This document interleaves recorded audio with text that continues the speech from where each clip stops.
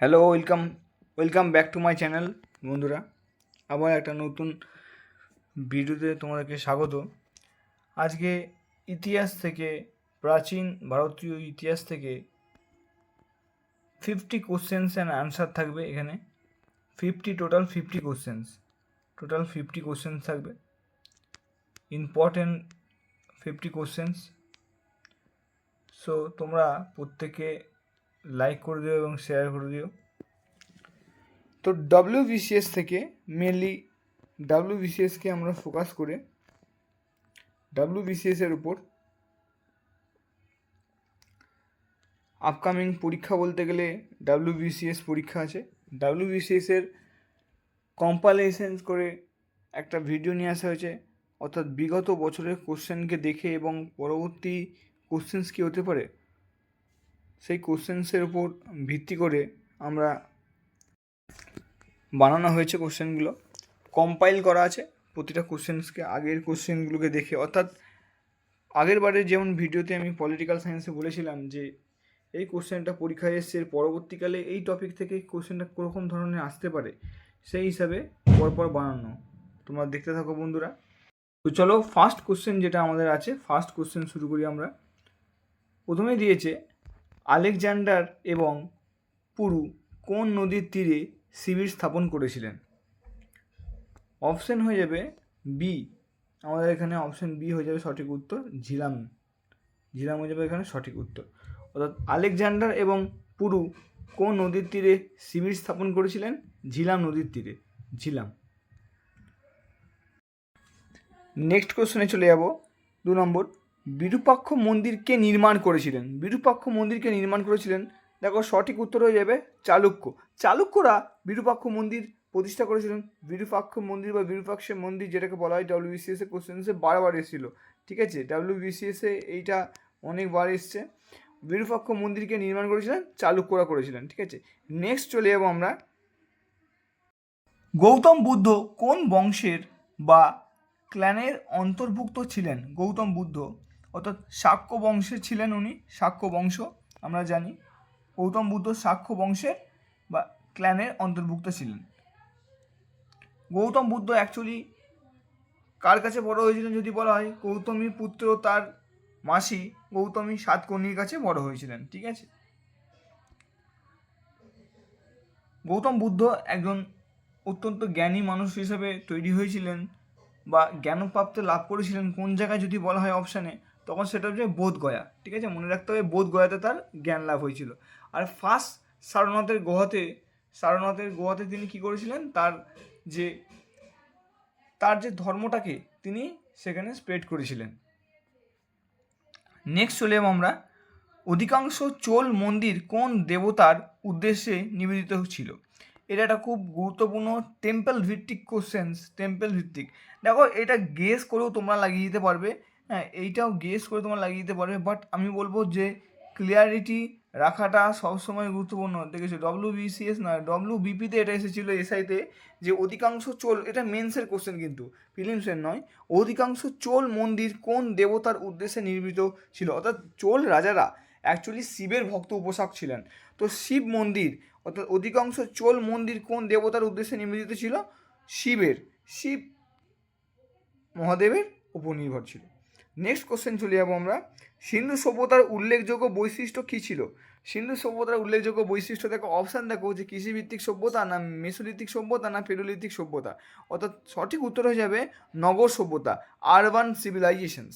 Urban civilisation is the important and it is the main part of the Harappan civilisations. তো সঠিক উত্তর হয়ে যাবে নগর সভ্যতা হয়ে যাবে এখানকার সঠিক উত্তর। তাহলে সিন্ধু সভ্যতার উল্লেখযোগ্য বৈশিষ্ট্য কী ছিল? নগর সভ্যতা। নেক্সট চলে যাবো আমরা। মানুষের ব্যবহৃত প্রথম ধাতু কোনটি ছিল? মানুষের ব্যবহৃত প্রথম ধাতু ছিল, আমরা বলতে পারি যে কপার অর্থাৎ তামা হচ্ছে মানুষের ব্যবহৃত প্রথম ধাতু। অর্থাৎ নেক্সট যদি বলা হয় একটা কোশ্চেন যে হরপ্পাবাসীরা কোন ধাতুর ব্যবহার জানতো না? হরপ্পাবাসীরা লোহার ব্যবহার, ঠিক আছে, লোহা ধাতুর ব্যবহার তারা জানতো না। তো নেক্সট আমরা দেখব, তো এটা হলো যে হরপ্পাবাসীরা লোহার ব্যবহার জানতো না, তাম্রপ্রস্তর যুগে সভ্যতা ছিল হরপ্পা সভ্যতা। তাই তামার ব্যবহার, ওই জন্য বলছে মানুষের ব্যবহৃত প্রথম ধাতু কোনটি ছিল? তামা। তামা হয়ে যাবে সঠিক উত্তর। নেক্সট চলে যাব, হর্ষবর্ধন কার কাছে পরাজিত হয়েছিলেন? হর্ষবর্ধন কার কাছে পরাজিত হয়েছিলেন? দ্বিতীয় পুলকেশী হয়ে যাবে সঠিক উত্তর। দ্বিতীয় পুলকেশীর কাছে হর্ষবর্ধন পরাজিত হয়েছিল। দ্বিতীয় পুলকেশী দ্য রাইট অ্যান্সার। আচ্ছা, আর একটা বলবো, হর্ষবর্ধনের সভাতে হিউয়েন সাং এসেছিল, এটা মনে রাখতে হবে। এইটা লাস্ট আমার মনে পড়ছে যে WBSSC গ্রুপ ডি, ঠিক আছে, গ্রুপ ডিতে পরীক্ষায় এই কোশ্চেনটা এসেছিল। ভালো করে দেখবে, হর্ষবর্ধনের সময় কে এসেছিল? হিউয়েন সাং এসেছিল, এই কোশ্চেনটা এসেছিল। তো এটাও একটা এক্সট্রা আলোচনা করে দিলাম তোমাদের সঙ্গে। তাহলে হর্ষবর্ধন কার কাছে পরাজিত হয়েছিল? দ্বিতীয় পুলকেশীর কাছে। নেক্সট কোশ্চেনে চলে যাবো আমরা। প্লিজ তোমরা সবাই প্রত্যেকে এটা শেয়ার করো এবং এটা লাইক করো। প্রতিটা কোশ্চেন কিন্তু কম্পাইল করা, এটা কিন্তু WBCS এর যখন পরীক্ষা আসতে চলছে তখন তার জন্য প্রত্যেকটা কোশ্চেনকে কম্পাইল করে করা আছে। তো তোমরা প্রতিটা কোশ্চেনকে ফলো করবে। এই প্রতিটা কোশ্চেন কিন্তু একটু আনকমন, মানে হয় না যে লাইক যে কোশ্চেনগুলো মানে দেখলে আমরা পারবো এরকম হয়ে যায়, কিন্তু এই কোশ্চেনগুলো সেরকম টাইপের নয়, একটু একটু সহজ আছে, কিন্তু আস্তে আস্তে দেখতে থাকো। নেক্সট যত কোশ্চেনের অ্যামাউন্ট বাড়তে থাকবে তখন কোশ্চেন কিন্তু একটু ভালো লেভেলের থাকবে।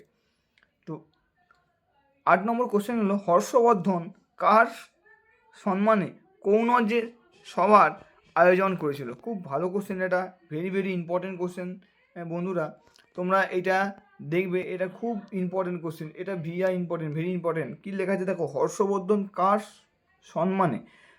সম্মানে কৌনজ সভার আয়োজন করেছিল? অর্থাৎ কৌনজের যে সভা আয়োজন করা হয়েছিল, হর্ষবর্ধন করেছিল কৌনজের সভা, সেটা কার সম্মানে? Hiuen Tsang. একটু আগেই বলা হলো যে হর্ষবর্ধনের সময়ে হিউয়েন সাং এসেছিল। অর্থাৎ হর্ষবর্ধন অ্যাকচুয়ালি এই যে কৌনজ সভায় আয়োজন করেছিল, এই আয়োজনটা হয়েছিল একমাত্র হিউয়েন সাংয়ের সম্মানের জন্য। তো সঠিক উত্তর হয়ে গেল Hiuen Tsang. Next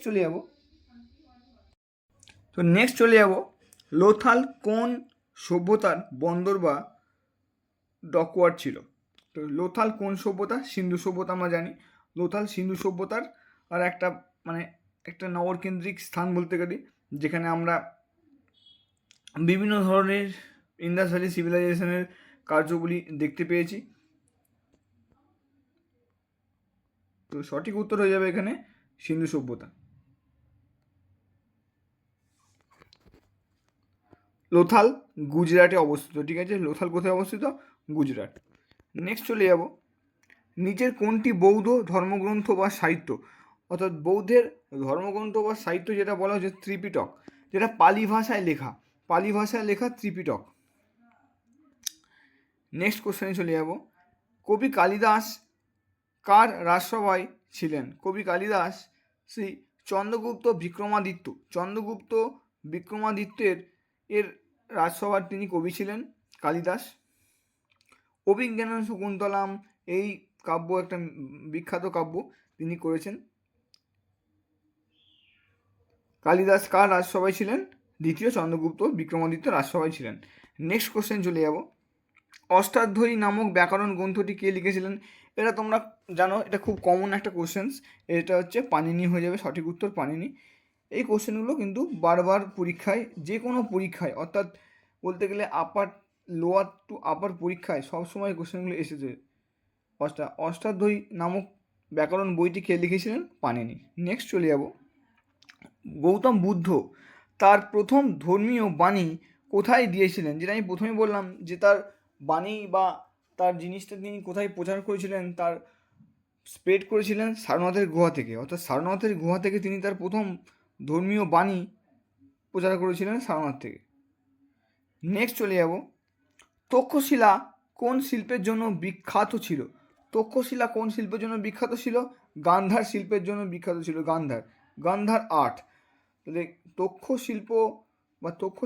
Takshashila art famous for Gandhara art. Very very important for WBCS prelims 2024.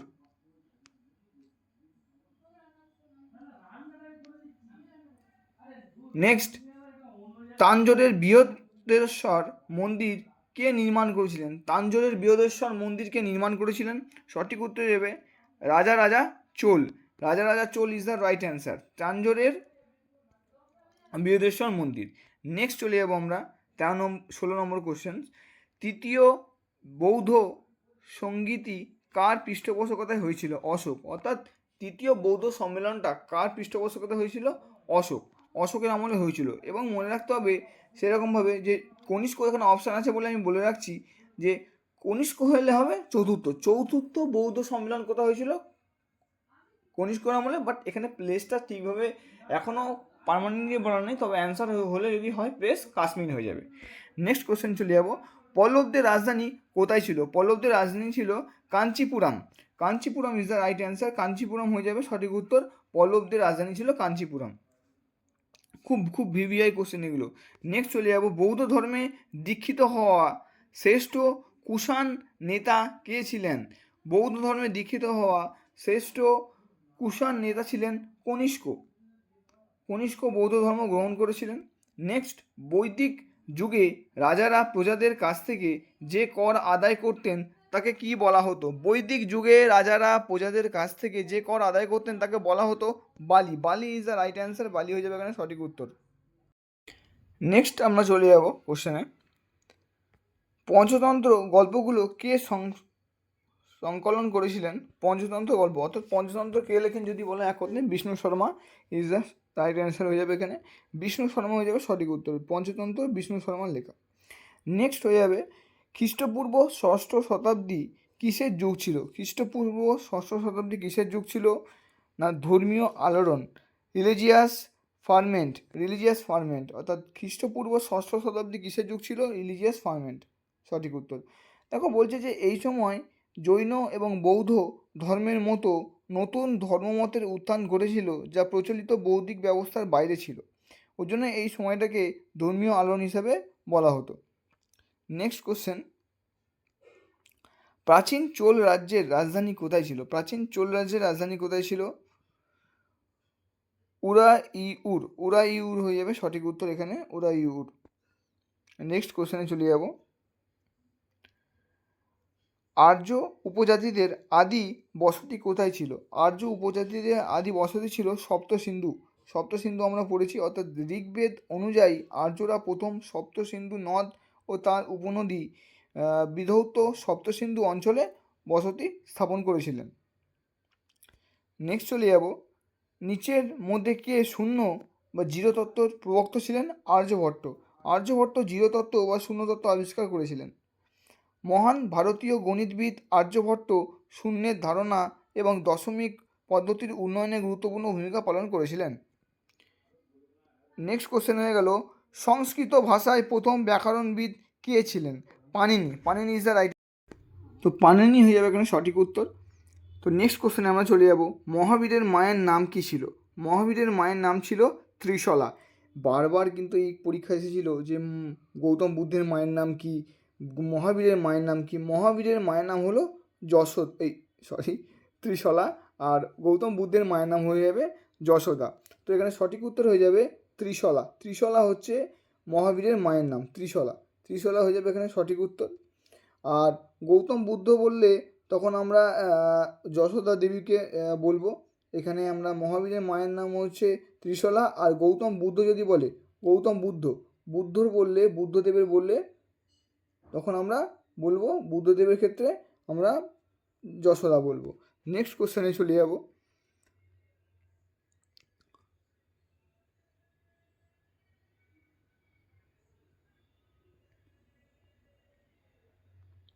এখানে আমার একটু ভুল হয়ে গেছে, এটা যশোদা হবে না, এটা মহামায়া হয়ে যাবে। গৌতম বুদ্ধের মায়ের নাম হয়ে যাবে মহামায়া। ব্যাখ্যাটাও দেওয়া ছিল, আমি একটু তোমাদেরকে ভুল বলে ফেললাম। এখানে সঠিকটা যেটা হবে সেটা হলো মহামায়া হয়ে যাবে সঠিক উত্তর এখানে। মহাবীরের মা ত্রিশলা ছিলেন লিচ্ছবি রাজকুমারী, আর মহামায়া ছিলেন গৌতম বুদ্ধের মা। অর্থাৎ গৌতম বুদ্ধের মা হয়ে যাবেন মহামায়া। নেক্সট কোশ্চেন চলে যাব, জাতীয় পতাকা ধর্মচক্রে কতগুলি স্পোক আছে? 24 হয়ে যাবে সঠিক উত্তর। 24 ইজ দ্য রাইট অ্যান্সার। এটা আগেও পরীক্ষা এসেছিল এই কোশ্চেনটা, জাতীয় পতাকায় কতগুলো স্পোক থাকে। অর্থাৎ নীল রঙের যে চক্রটি আছে অশোক স্তম্ভের মতো যেটা দেখতে কিছুটা, অর্থাৎ ওই জায়গাটাতে 24টা আমাদের ধর্মচক্রর স্পোক আছে। অর্থাৎ সাইকেলের মতো যে স্পোকটা থাকে সেই স্পোকটা ওখানে আছে 24টা। সারনাথের অশোক স্তম্ভ ও থেকে নেওয়া এই 24টি স্পোক দিনের 24 ঘন্টা এবং নিরন্তর অগ্রগতির প্রতীক। অর্থাৎ দিনে 24 ঘন্টায় মানুষ কাজ করে, একটা ব্যক্তি 24 ঘন্টাতেও কাজ করে যদি বলতে গেলে। হ্যাঁ, পুলিশ 24x7 অর্থাৎ 24 ঘন্টার বেশি কাজ করে। আমি শুধু পার্টিকুলার পুলিশকে বলে বলছি না, যে কোনো সংস্থানেও এই জিনিসটা হয়ে থাকে। অর্থাৎ এটা একটা প্রতীক হিসাবে নেওয়া হয়েছে যে 24টি স্পোক নেওয়া হয়েছে 24 ঘন্টা এবং নিরন্তর অগ্রগতির প্রতীককে কেন্দ্র করে। নেক্সট চলে যাবো আমরা। প্লিজ ভালো লাগলে তোমরা একটা লাইক অবশ্যই করো, একটা লাইক প্লিজ করো তোমরা। নেক্সট, যাদব শাসকদের রাজধানী কোথায় ছিল? যাদব শাসকদের রাজধানী ছিল দেবগিরি। দেবগিরি হয়ে যাবে এখানে সঠিক উত্তর। মহারাষ্ট্রের দেবগিরি ছিল যাদব বংশের শক্তিশালী কেন্দ্র, যেটা বর্তমানে দৌলতাবাদে অবস্থিত। নেক্সট চলে যাব, খাজুরাহো মন্দির কারা নির্মাণ করেছিলেন? খাজুরাহো মন্দির কারা নির্মাণ করেছিলেন? চান্দেল রাজপুত্র। চান্দেল রাজপুত্ররা এই খাজুরাহো মন্দির প্রতিষ্ঠা করেছিলেন, যা মধ্যপ্রদেশের খাজুরাহো। এই বিখ্যাত মন্দিরগুলি চান্দেল রাজবংশের আমলে তৈরি হয়েছিল। অর্থাৎ পরীক্ষায় প্রশ্ন এসেছে বারবার যে খাজুরাহো মন্দির কোথায় অবস্থিত? মধ্যপ্রদেশ। মধ্যপ্রদেশ হয়ে যাবে এমপি হয়ে যাবে সঠিক উত্তর, মধ্যপ্রদেশে। অর্থাৎ চান্দেল রাজপুত্ররা এই খাজুরাহো মন্দির নির্মাণ করেছিলেন। নেক্সট কোশ্চেন, হাম্পি তিরুবনমালাই তিরুপতি মন্দিরের সামনে রায়গোমুরম কে নির্মাণ করেছিলেন? কৃষ্ণদেব রায়।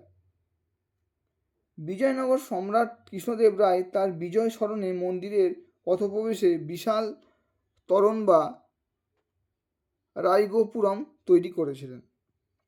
নেক্সট কোশ্চেনে চলে যাব আমরা।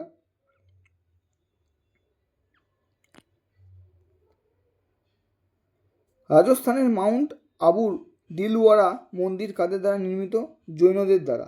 রাজস্থানের মাউন্ট আবুর দিলওয়ারা মন্দির জৈনদের দ্বারা প্রতিষ্ঠিত। রাজস্থানের দিলওয়ারা মন্দির তার চমৎকার মার্বেল পাথরের খোদাইয়ের জন্য বিখ্যাত এবং এটি জৈন তীর্থঙ্করদের উদ্দেশ্যে নিবেদিত। তাহলে কোথায় অবস্থিত? রাজস্থানে অবস্থিত আবুর দিলওয়ারা মন্দির কোথায় অবস্থিত এবং কারা করেছিল? জৈনরা করেছিল, রাজস্থানে অবস্থিত। নেক্সট কোশ্চেন হয়ে গেল 32 কোশ্চেন্স। সন্ত কবির কোথায় জন্মগ্রহণ করেছিলেন? বারাণসী। ভক্তি আন্দোলনের প্রখ্যাত সন্ত কবির উত্তরপ্রদেশের বারাণসীতে জন্মগ্রহণ করেছিলেন। তাহলে সন্ত কবির কোথায় জন্মগ্রহণ করেছিলেন? বারাণসীতে। নেক্সট কোশ্চেন হয়ে যাবে, আজমিরের কোন সুফি সন্তের দরগাহ রয়েছে? আজমিরের কোন সুফি সন্তের দরগাহ রয়েছে? মঈনুদ্দিন চিশতি হয়ে যাবে এখানে সঠিক উত্তর।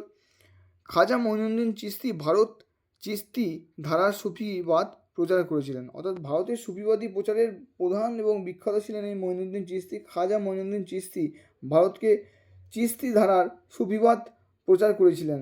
তার দরগাহ আজমির শরীফ নামে পরিচিত। নেক্সট কোশ্চেন, লাখ বস্ক উপাধি কোন শাসকের দেওয়া হয়েছিল? কুতুবউদ্দিন আইবককে দেওয়া হয়েছিল। কুতুবউদ্দিন আইবককে লাখ বৎসর অর্থাৎ তিনি দান করতেন। অর্থাৎ যেটা বলা হচ্ছে কুতুবউদ্দিন আইবক তার অসীম দানশীলতার জন্য লাখ বৎসক বা লক্ষ দাতা নামে পরিচিত ছিল।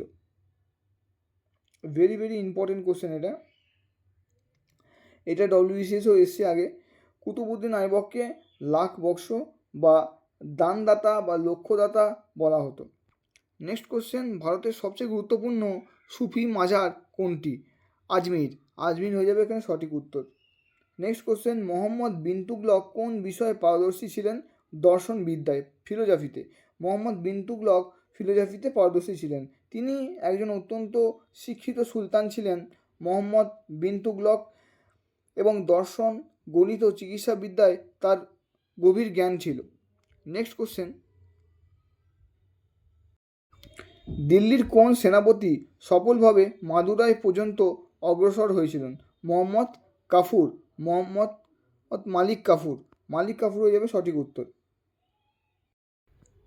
নেক্সট কোশ্চেনে চলে যাব, মহারাষ্ট্রের শ্রেষ্ঠ ভক্তি কবি কে ছিলেন? মহারাষ্ট্রের শ্রেষ্ঠ ভক্তি কবি ছিলেন তুকারাম। তুকারাম হয়ে যাবে সঠিক উত্তর। সন্ত তুকারাম ছিলেন মহারাষ্ট্রের বাড়ি সম্প্রদায়ের একজন প্রধান ভক্তি কবি। নেক্সট কোশ্চেন, নিচের কোন জোটটি ভুলভাবে মেলানো হয়েছে? এটাকে ইনকারেক্টলি প্রেড করা আছে কোনটা? সেটা হয়ে যাবে বিশাখ দত্ত কিরাতাজু নিয়ম। দেখো, কালিদাস ঋতুসংহার একদম সঠিক, হর্ষবর্ধন নাগানন্দ, কৃষ্ণদেব রায়, আমূত্র মাল্যদা, অর্থাৎ ভুল হয়ে যাবে বিশাখ দত্ত।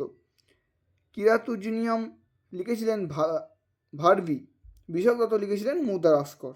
মুদ্রাক্ষর হচ্ছে বিশাখ দত্ত, তাই এটা হয়ে যাবে ভুল। এবং কিরাতাজুনিয়াম লিখেছিলেন ভার্বি। নেক্সট কোশ্চেন চলে যাবো, এটা কিন্তু খুব ইম্পর্টেন্ট। দেখেছো, এটা বলেছিলাম যে যত বাড়তে থাকবে কোশ্চেন্সের অ্যামাউন্ট তত কিন্তু একটু আনকমন কোশ্চেন আসবে। এটা কিন্তু চট করে তোমরা দেখতে পাবে না যদি তুমি মেলাতে যাও। এবং দেখো, এটা অপশন অনুসারে এলিমিনেট করে সুবিধা হবে, কিন্তু নর্মালি কিন্তু জানা ছিল না বলতে গেলে যে কিরাতাজুনিয়াম ছিলেন ভাবরির লেখা। নেক্সট কোশ্চেন হয়ে যাবে, নিচের মধ্যে কে নিরক্ষর ছিলেন? নিচের মধ্যে কে নিরক্ষর ছিলেন বা অশিক্ষিত ছিলেন? অর্থাৎ আকবর ছিলেন এখানে অশিক্ষিত। সম্রাট আকবর প্রাতিষ্ঠানিক শিক্ষা গ্রহণ করেননি। তিনি লিখতে বা পড়তে পারতেন না, তবে তিনি অত্যন্ত জ্ঞানীয় ছিলেন। তার রাজসভায় পণ্ডিতদের আলোচনা চলতো। তো আকবর হয়ে যাবে এখানে সঠিক উত্তর। সম্রাট আকবর আমি বললাম যেটা, যে প্রাতিষ্ঠানিক শিক্ষা গ্রহণ তিনি করেননি, অর্থাৎ নর্মালি যেমন আমরা স্কুলে গিয়ে পড়াশোনা করি সেটা তিনি করেননি, এটা এখানে বলা আছে। তো নেক্সট কোশ্চেন হয়ে যাবে এখানে, কোন শিখ গুরু নিজেকে সাচ্চা বাদশাহ বলে ডাকতেন? কোন শিখ গুরু নিজেকে সাচ্চা বাদশাহ হিসেবে বলে ডাকতেন? সঠিক উত্তর হয়ে যাবে Guru Hargobind is the right answer. Guru Hargobind নিজেকে সাচ্চা বাদশাহ হিসেবে ডাকতেন। ষষ্ঠ শিখ গুরু হরগোবিন্দ নিজেকে সাচ্চা বাদশাহ বা সাহিত্যকারের সম্রাট হিসেবে ঘোষণা করেছিলেন। তিনি শিখদের মধ্যে আধ্যাত্মিক শক্তির পাশাপাশি সামরিক শক্তির সূচনা করেন। ভেরি ইম্পর্টেন্ট কোশ্চেন এটা, ভিভিআই অত্যন্ত ইম্পর্টেন্ট এটা, যে কোন শিখ গুরু নিজেকে সাচ্চা বাদশাহ হিসেবে বলতেন? গুরু হরগোবিন্দ। নেক্সট কোশ্চেন হয়ে যাবে, লোদি রাজবংশের প্রতিষ্ঠাটা কে করেছিলেন?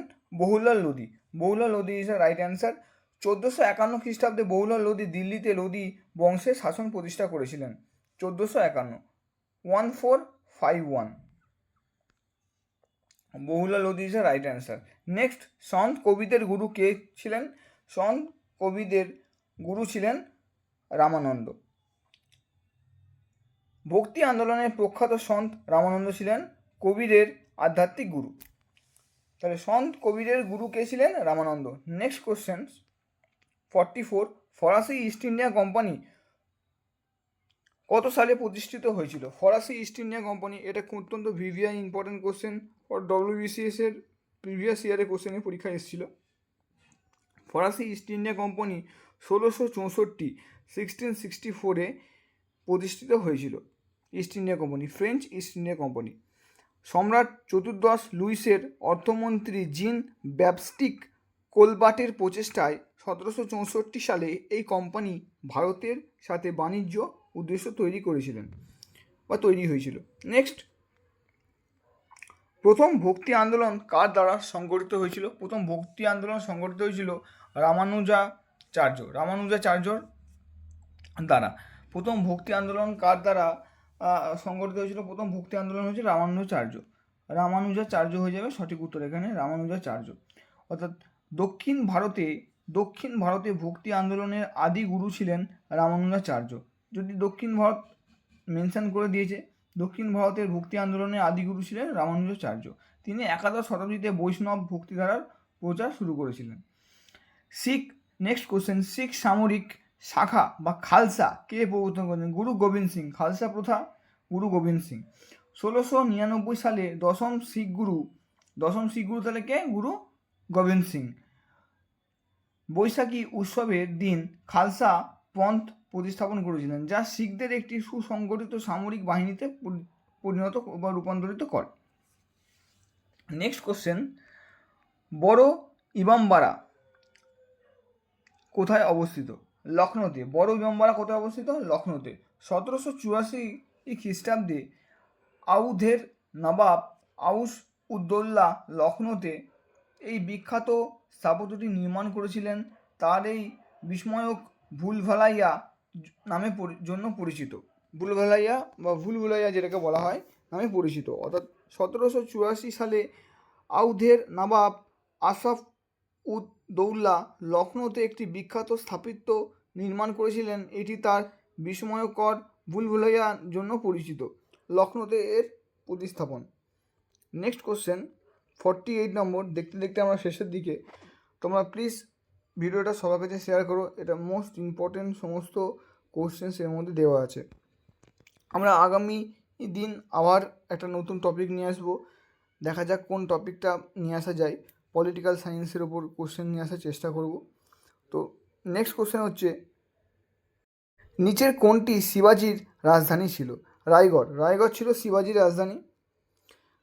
1774 সালে শিবাজি মহারাজ যখন ছত্রপতি হিসাবে অভিষেক করেন, তখন তিনি রায়গড় দুর্গকেই তার মারাঠা সাম্রাজ্যের রাজধানী হিসাবে ঘোষণা করেছিলেন।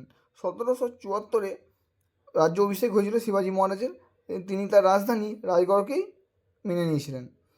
আকবরের জীবনীকার বা বায়োগ্রাফার কে ছিলেন? আবুল ফজল।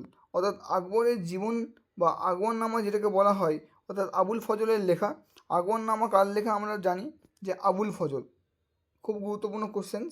আবুল ফজল আকবরনামাকে লিখেছিলেন আবুল ফজল। লাস্ট কোশ্চেন আজকের, মুঘলদের দরবারি ভাষা কী ছিল? মুঘলদের দরবারি ভাষা ছিল ফার্সি বা পার্সিয়ান যেটাকে বলা হয়। মোগলদের দরবারি ভাষা ছিল পার্সিয়ান। মোগলরা তুর্কি বংশভূত হলেও তাদের প্রশাসনিক এবং রাজকীয় যোগাযোগের প্রধান ভাষা ছিল ফার্সি ভাষা। এই ছিল আজকের 50 কোশ্চেন্স। এই আজকে টোটাল 50 কোশ্চেন। তোমরা বুঝতেই পারছো প্রতিটা কোশ্চেন্স কিন্তু অত্যন্ত গুরুত্বপূর্ণ। আজকের 50 কোশ্চেন্স টোটাল টপ 50 কোশ্চেন্স এখানে আমি শেষ করলাম হিস্ট্রি থেকে। তো আগামী ভিডিওতে তোমাদের সঙ্গে দেখা হবে বন্ধুরা। তো সবাই প্লিজ দেখতে থাকো এবং শেয়ার করো। প্রতিটা কোশ্চেনের নিজের কত মার্কস হয়েছে, আউট অফ 50-র মধ্যে তোমাদের কত মার্কস হলো, 50-র মধ্যে কত হলো নিজেরা কাউন্ট করো এবং সেটা আমাকে কমেন্ট করে জানাও। চলো টাটা, আবার নেক্সট ভিডিওতে দেখা হবে।